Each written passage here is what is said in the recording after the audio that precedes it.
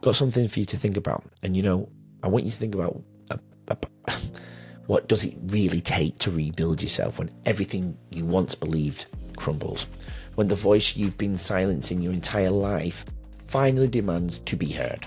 Well, welcome back to Leading Our Own Way. I'm Andrew White, I'm your host, and this is part 2 of our conversation with Sean Faingold. A conversation that's already challenged us to confront uncomfortable truths about religious trauma, bullying, and the devastating impact of conditional love. In part 1, we witnessed the foundation of Sean's story. If you missed it, please go back. But growing up as a Jehovah's Witness, enduring relentless bullying, and learning that love always came with conditions. But today, we're diving into what happened next. The addiction that nearly consumed him, the relations that reflected his deepest wounds, and the moment he finally found the courage to question everything. Anyway, this part of the journey, it's not just about leaving that cult, right? It comes with devastations. Don't even know what the right word is. Consequence to this, losing his family. But this is about the messy. It's about the painful, the beautiful process of discovering who you really are when you strip away every voice except your own. Sean's journey through porn addiction, his struggle with relationships, and his path to recovery reveals something profound about the human spirit's capacity to heal.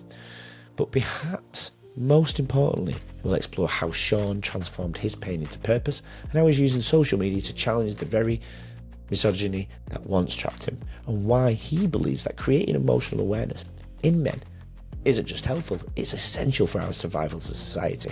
Fascinating stuff. Please go and check it out. Everything's in the show notes. Anyway, here we go. Let's get right into it.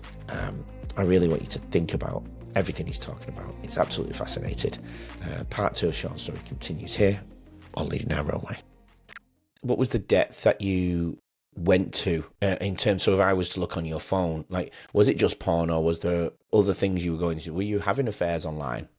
Yeah, absolutely. I was having emotional affairs online as well, so I would be on chatting apps as well. It weren't necessarily dating apps as such, but there were apps where there was just like groups of people and communities of people, and then I would just waste the day sending memes back and forth to these random people, and then one of the people catches your eye, you start talking to them, you build some kind of a connection with them, and one of those connections led to a real life encounter, where I ended up making out with them, I ended up kissing them, and that was my rock bottom for me. That was my, what the fuck am I doing? And I held on to that. I held on to that for a couple of weeks, like stewing what I had just done. So that was like, I never thought I would let my fantasy and my coping mechanisms cross over to real life. And it did.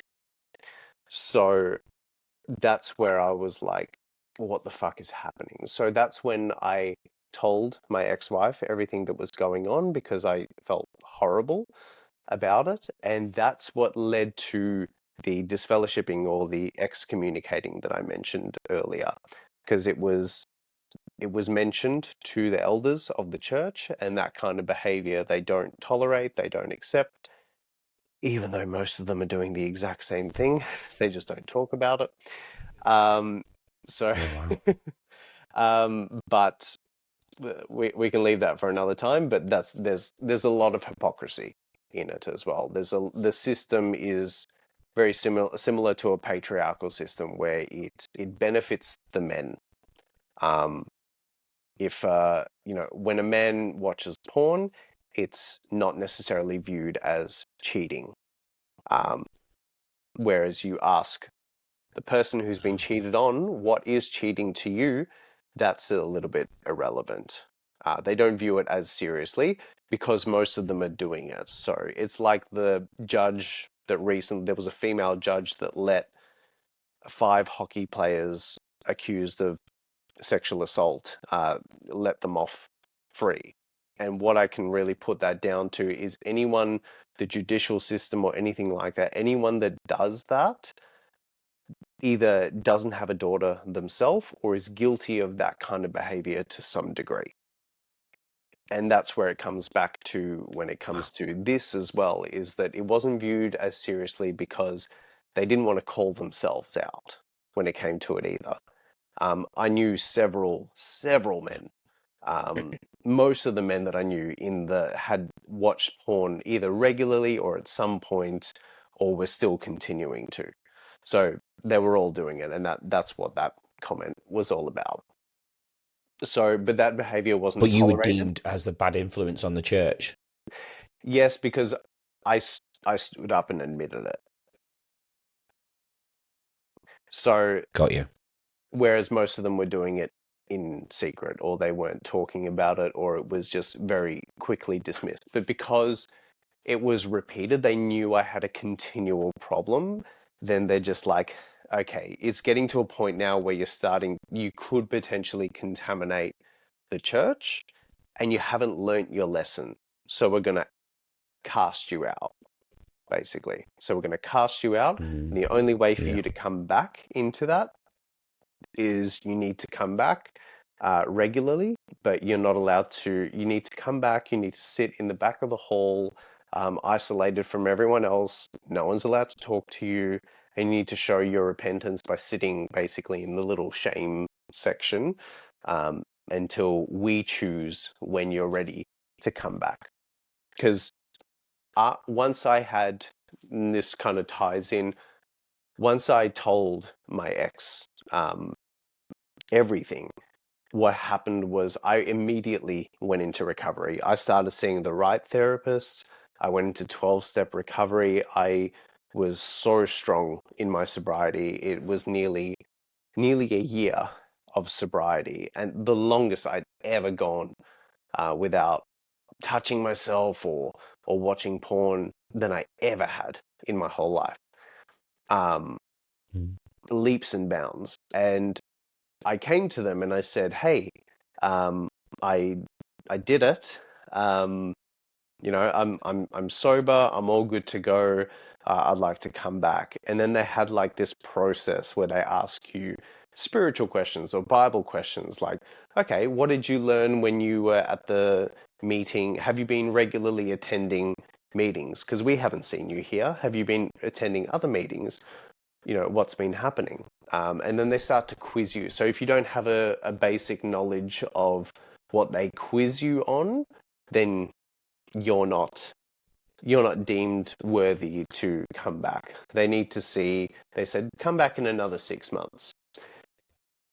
But what was interesting is after 9 months of not being there because of COVID, I walked back into the hall for the first time ever in 9 months. And it felt cold. It felt like a cold, clinical room. The whole energy had changed because I wasn't in that environment for such a long time. So I came back and everything was different. And I'm like, this place feels weird. I remember leaving it after I got rejected, and I was really angry for a few nights because they had rejected it, because I really wanted to come back. I wanted to show I was repentant. I was still with my ex. She didn't want to leave me, even though that's the only grounds for divorce in the um, in the church. That you're not allowed to leave. You're not allowed to leave your partner, even if they're physically abusive or sexually abusive. You're not allowed to leave them unless they cheat on you. That is the only grounds.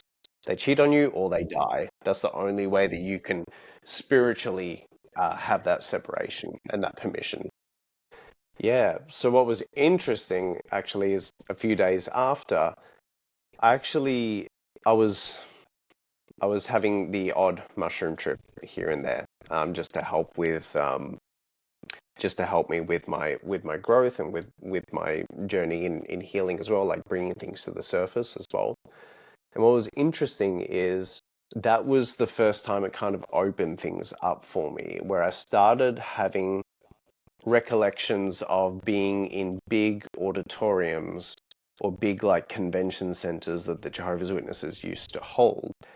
And I kept having these flashes of these men in suits in front of a big audience speaking to thousands of people, and the penny just dropped. Something just clicked for me that these people are listening. All they're doing, they're just listening to what a man's saying.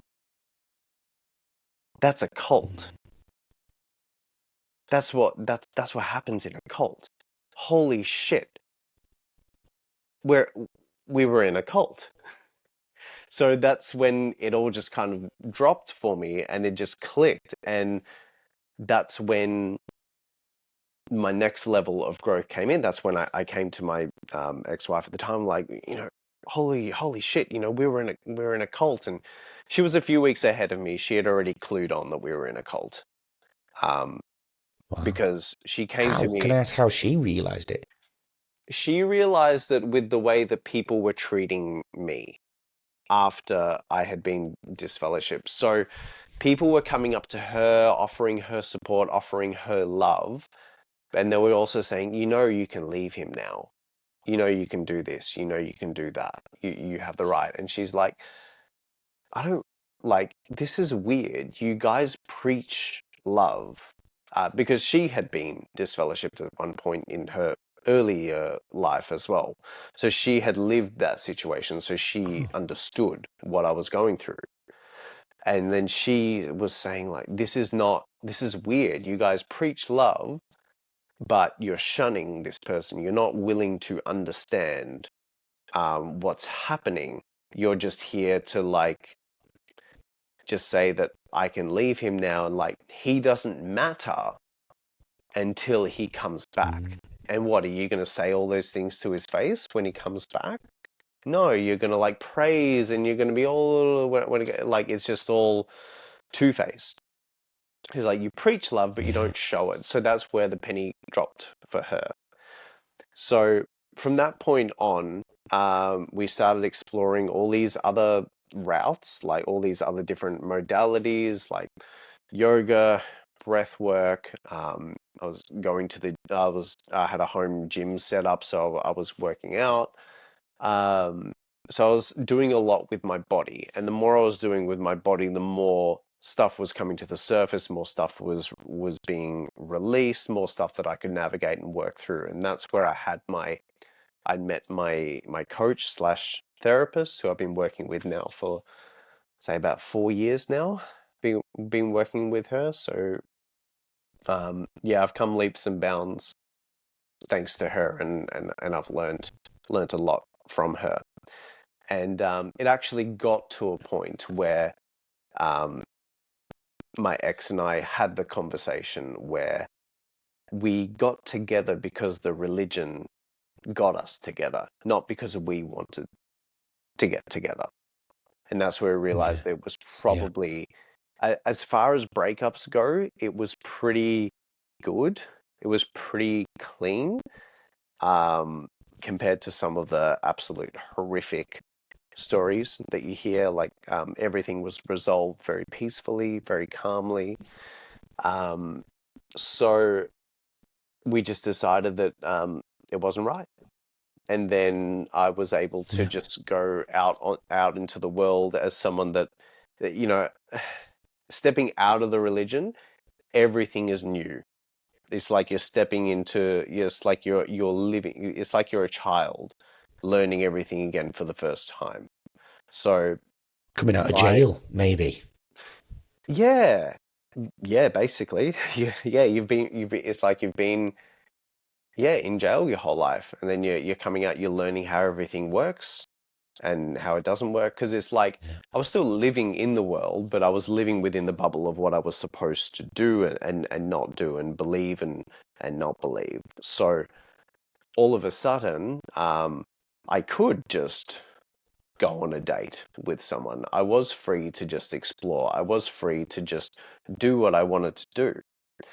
Um, and then I learned a lot more because I wanted to bring, I think I mentioned it, I was bringing in my trauma-informed side. That's how I started my Instagram, with everything that I had learned that got me to a point of healing where I didn't really need porn anymore, that it was a vice. And I was able to to understand that everything that I was doing, every time I wanted to watch porn, it was just an emotion that I wasn't listening to, an emotion that I was not acknowledging, an emotion that I was not feeling. So when that all clicked for Yeah. me, and every time I got triggered to watch it, I would ask myself, what is it that I'm choosing not to feel right now? What is it that I'm feeling? What is it that I'm not listening to right now? And most of the time, I would just Yeah. need to cry and just release some stress hormones. And then that would do the trick, Yeah. and Wow. then I'd go on with my day. So, So yeah.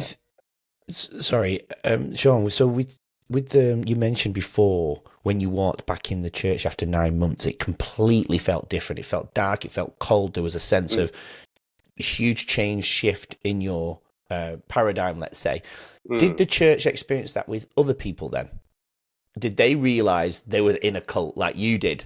Did they get that epiphany moment as well? Do you people that had left like or were outcast like I was? Either were they could have been outcast, but even just the general community. Did some go back and go, hold on, this isn't right? Even if they weren't an outcast, did they I experience that, or were they just right back into where they left off? A lot of them were, but there was a big decline in the amount of attendance and the amount of population that came back after COVID. Because COVID, you're not when Yeah. you're not allowed to go that back there, you're not as heavily indoctrinated, or you're not as brainwashed. So there's a little bit more agency. And then there's a lot of Mm. people. I actually went onto a lot of forums, and there are a lot of high up people in that church, or that have a lot of responsibility, or elders. There are a lot of them, and they call them PMOs, and the acronym is physically in, mentally out, which means that they're doing it for show. It means that they're doing it because Mm. if they speak their mind and if they live their truth, it means that they get outcast from their family and they get outcast from their community. So they're in it because they have no choice, really. Or they're choosing not to speak their Yeah. truth. They're choosing to just be placid, peaceful, and then they're just living their own life. They're living their own little double life. So there's plenty of people out Yeah. there that are in it that don't actually believe it at all. There were several people that I've Right. bumped into that used to be part of it, and they're just like, no, I always thought it was bullshit. And here I was, Oh. even though I was living a double life, I still fully believed in everything that I was taught. I knew that there was something not quite right, and I always questioned it. And it got to a point where I'm just like, something tells me this isn't right. But then the override or the old patterns would come in of don't question it, got to trust in God, because if you don't trust in God, then you will be punished. So then that override Yeah. kind of Wow. came in, but there was always people that didn't believe in it, but their population declined significantly through COVID as well, So I your believe. healing journey, Sean, you're separated from your wife. You mentioned breath work and many different things.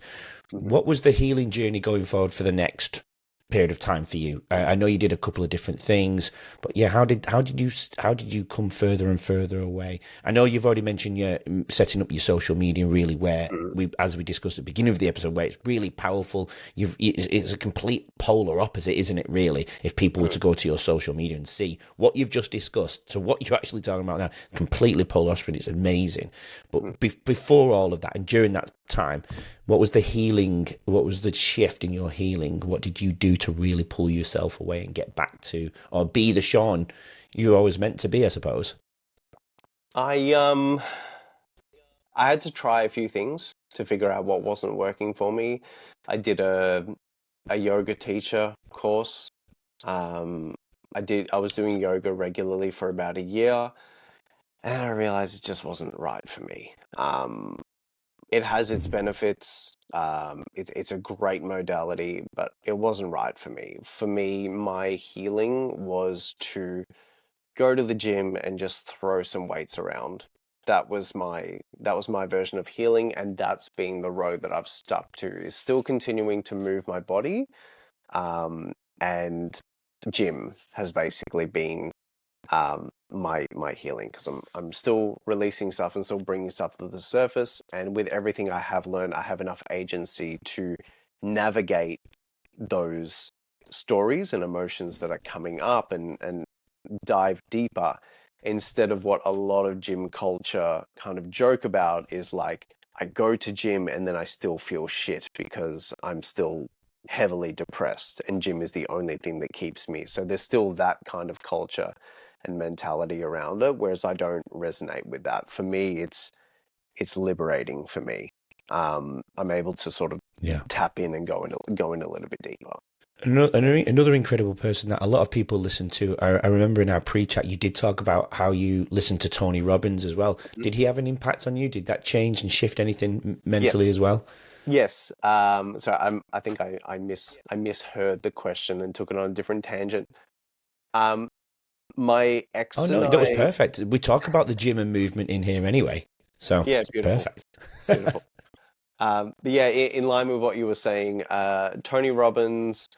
I started listening to him after I got back from Canada, and when I lived in Canada for about 2 years in Toronto. That was very eye-opening to live in another country that was a bit more accepting of everyone and a bit more liberal. So that was eye-opening, because I was still a Jehovah's Witness at the time, but there was a lot more acceptance around in that part, just from the culture of Toronto, as opposed to here. It's a bit more conservative, a little bit more locked down here when it comes to Yeah, the Jehovah's Witness community. So it was very interesting. They still had the same values, like they still didn't believe in gay marriage or homosexuality being right. They still didn't believe that, but they didn't. Um, but the community outside of the religion that we were talking to as well, they were just, it was very eye-opening to see how accepting and how welcoming they were of all people, from all walks of life. So yeah, that was very beautiful. big for me. And then I watched the documentary, the I'm Not Your Guru um, documentary with Tony Robbins, and he Yeah, touched on something about the father, and it clicked something in for me that my father's not a bad guy. He just didn't have the tools. He didn't have a father figure. He's doing the best with what he's got. So that was a bit of a turning point for me, and I went and I tried to talk with him and make amends and reconnect with him. This was back in 2018, I think. This was like a year yeah, before everything happened. Um, and then I had a bit more of an open mind. Then there was the mushrooms that were helping with that as well. That was a huge benefit for me as well. Just experiencing that kind of medicinal impact and that kind of therapy. And then with my trauma-informed training, I did my trauma-informed training through someone that actually mentored under Tony Robbins.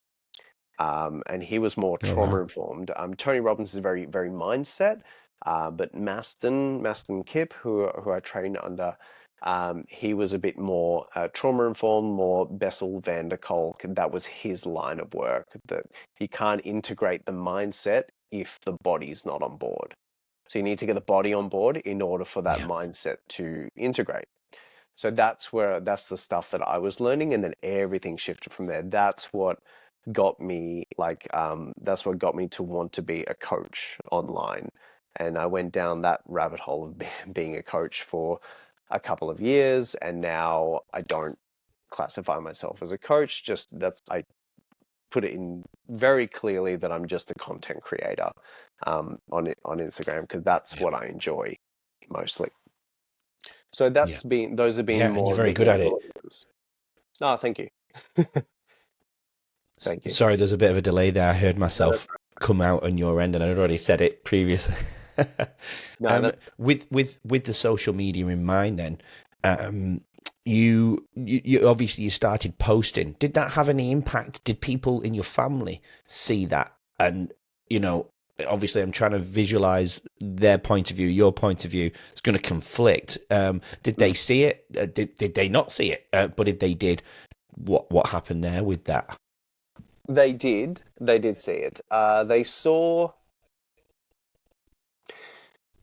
what I was doing very early on, and even like a trauma-informed kind of lens is already not in line with what Jehovah's Witnesses believe, because you're tapping into more modality things that would be considered spiritistic or demonic, or you're, yeah, in a woo-woo kind of place. So Yeah. I don't think they were looking at a lot of my posts anyway when they saw the direction that I was going, because they didn't want to be influenced by it, or they just didn't value it, and they didn't respect it. And if you're referring more to one of my recent posts that talks, where I opened up a little bit more about my experience of things that I have been through, is that more what you're referring to? It wasn't actually, but Oh, maybe you definitely elaborate on that. Yeah. I'm not sure if we touched on it already, but there was a No. post where it was a fairly recent one where I talked about my experience, and because someone left a comment, and like I said, there was people that leave comments, I use that to make more content. And someone left a comment saying like, this guy hasn't been through a struggle. This guy has never been through a struggle his entire life. So I said, okay, let's talk about that. Let's just shine a light on that. So I went through my experiences, and a lot of it was my experiences when I said that there was different types of abuse, I was born and raised in a cult. Things like that my parents got wind of it, and my dad sent me a text message a few weeks later saying, we want nothing to do with you, basically. If this is the road that you're choosing to go down, we're done here. Yeah. So and he's like, I hope that you get this shit out of your head. But as it stands, you're always welcome to come back. Conditionally, we'll welcome you back if you do what we like you to do. And I think that's where it comes in with your whole podcast, is leading your own way. So if I was to go back, I wouldn't be leading my way. Agreed. Yeah, I have to agree with that for sure. Yeah.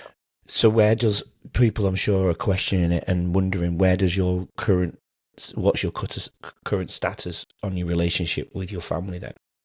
I don't talk to any of them. If they were listening to this and you could say something to them right now, what would you say to them?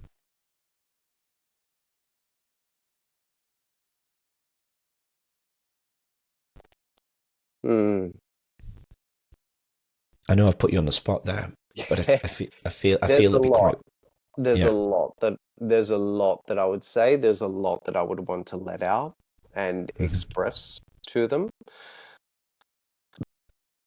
But I feel like I would be talking to a brick wall if I was to do that. But it would Would you be feel better?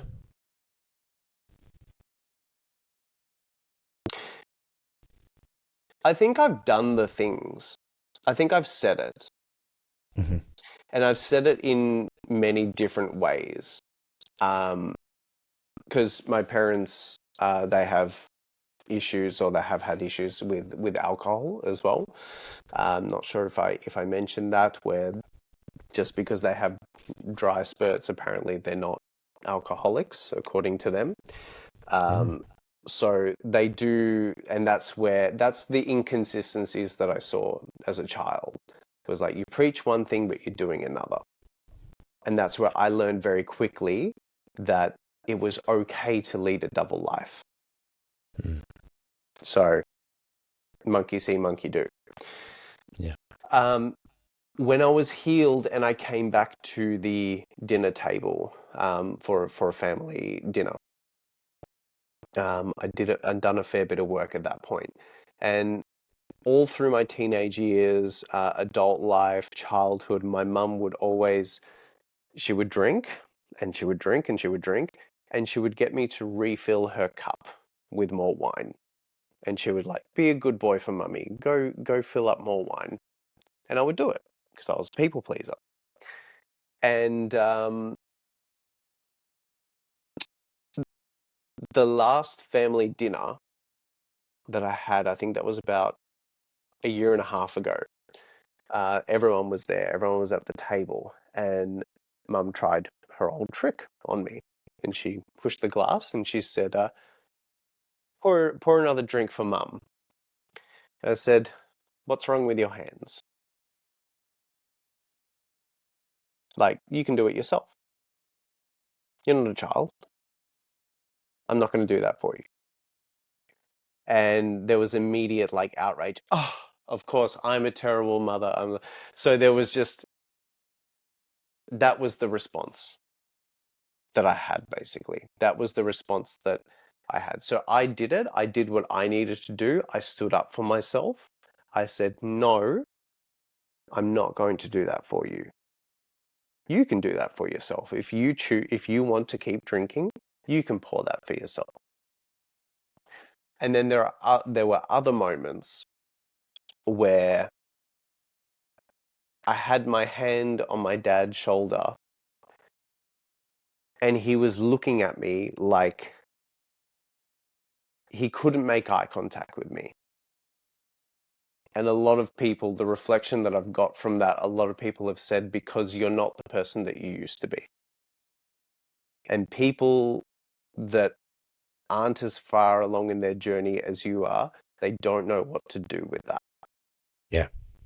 So my dad couldn't really look me in the eye. I had my hand on his shoulder and I'm just like, hey, you know, I still love you. You know, I'm still here for you, right? I want to get to know who you are, not the religion. Yeah. But he couldn't separate those two. I am the religion. Yeah. So that's how heavily enmeshed in it he was. So what would I say?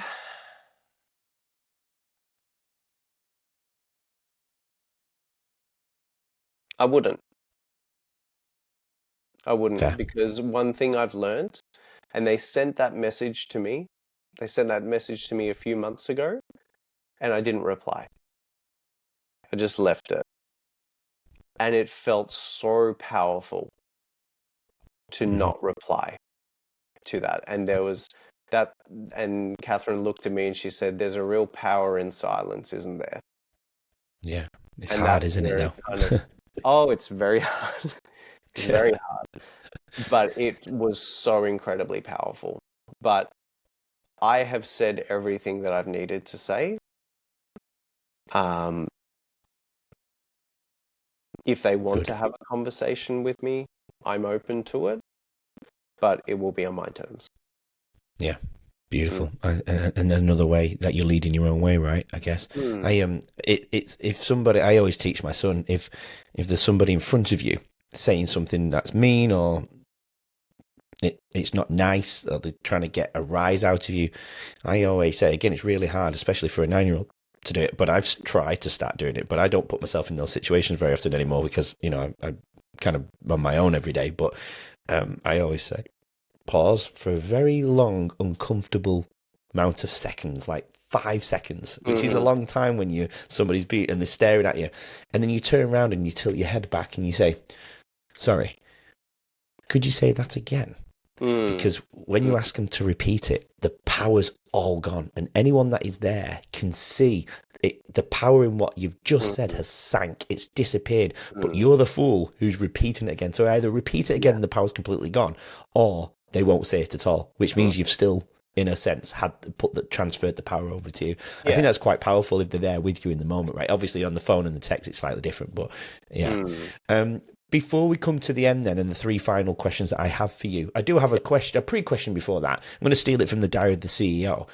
If there's anything that we haven't discussed that we should have done, what would that be, if anything at all? Oh. You might not have anything, by the way. No, I thought, like, there's so much to talk about.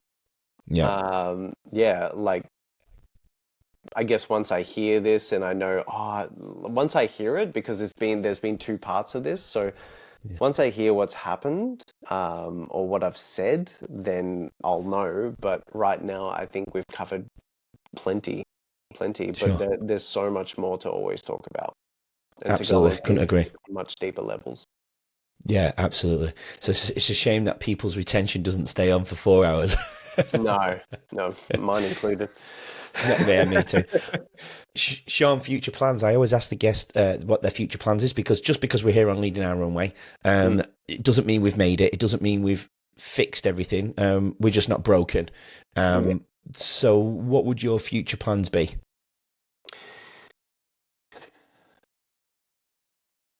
Hey, I think I mentioned it at the start. There was the book that I'm writing. So Yes. future plans are to complete that book, and I want to get it completed this year. Put it on my shelf.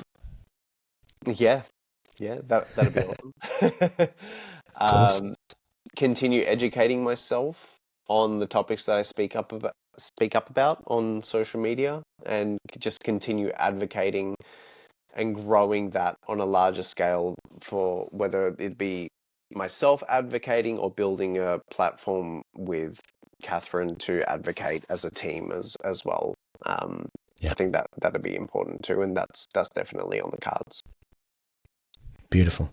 If you could give somebody a piece of advice based on the topics that we've discussed today, relationships, family, whatever that might be, and what general piece of advice could you give to those who are in it and struggling or need a bit of guidance? Question everything, but ask yourself who is speaking and who is giving the answer. Like, is it you who truly, is it your voice deep down? Is it your mum's voice, your dad's voice? Is it the voice of certain structures you're familiar with? And just try and find out what your voice is and saying what's true to you. That would be my only piece of advice. Yeah, I've never heard anything like that before, to be fair. That's powerful. I'm going to use that one. Your purpose, Sean. Your purpose, Sean. The purpose is usually pretty clear to the viewers in this entire episode, but I always ask the guest to put it into a powerful line. What would that be for you? The purpose, like when I talk about the manosphere and the red pill and patriarchy, religion is, I throw that under the same umbrella of that. They're all the same structure and they all feed on each other, in my opinion. So my purpose is to show men that the manosphere or red pill, it's limited, and there are healthier and more fulfilling paths to take that don't lead to destruction and they don't need to destroy themselves over. And to show men and other minorities that patriarchal structures do target, that men can be safe for them as well. Yeah. Beautiful. Sean, thank you. What a great way to end the episode. Thank you for joining me on Leading Our Own Way. Thanks for joining me on my journey. I hope you find... I appreciate your time. I really do. No, I hope you continue to find peace. You're obviously finding that and still working through that and navigating it. But whether that means connecting back with your family again or living a life with just you and your beautiful Catherine, then so be it. However that might look, I hope you continue to lead your own way. And thanks for joining me. I really appreciate it. Thanks so much, Andy. Thanks for having me. Absolutely. Welcome back anytime. I hope we catch up for a coffee sometimes, because I know we're in close to the city of Melbourne here in Australia. But yeah, love that. I'd absolutely love it. Thank you to everybody who's joined us once again with Sean and myself. Keep leading your own way. Have a great weekend and come back next week for another amazing guest. But until then, like I just mentioned, keep leading your own way like Sean and I, and we'll see you then. Take care. Bye for now. Wow. There's something profound that happens when someone refuses to let their story end in silence, right? And Sean Faingold has chosen to speak with a voice that demands to be heard.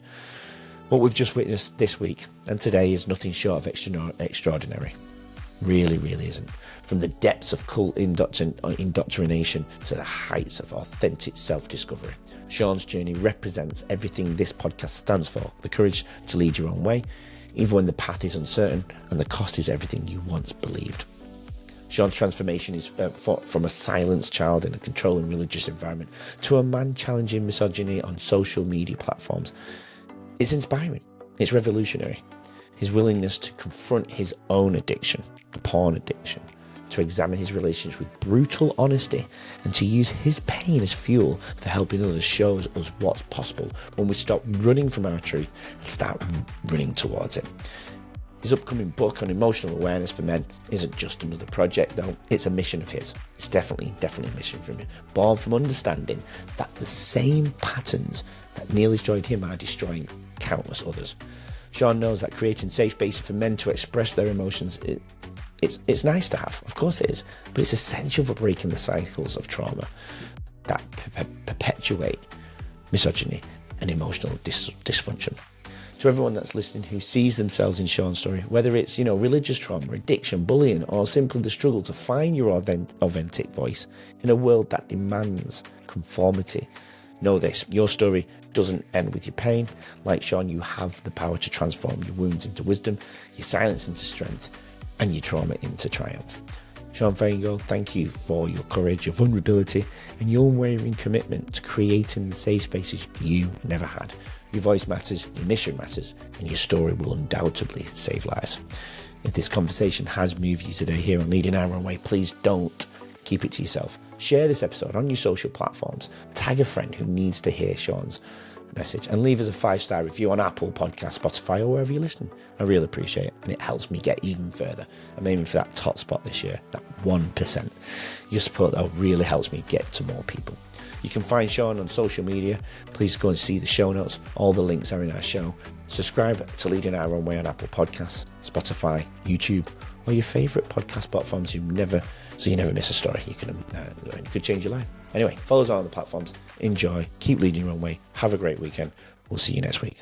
Thanks for listening and watching Leading Our Own Way. So we can stay together forever and share more incredible journeys, please subscribe to the channel. That way you won't miss next week's episode and what that amazing guest has to offer to the world. Please support Leading Our Own Way, and we'll get you on next week's episode.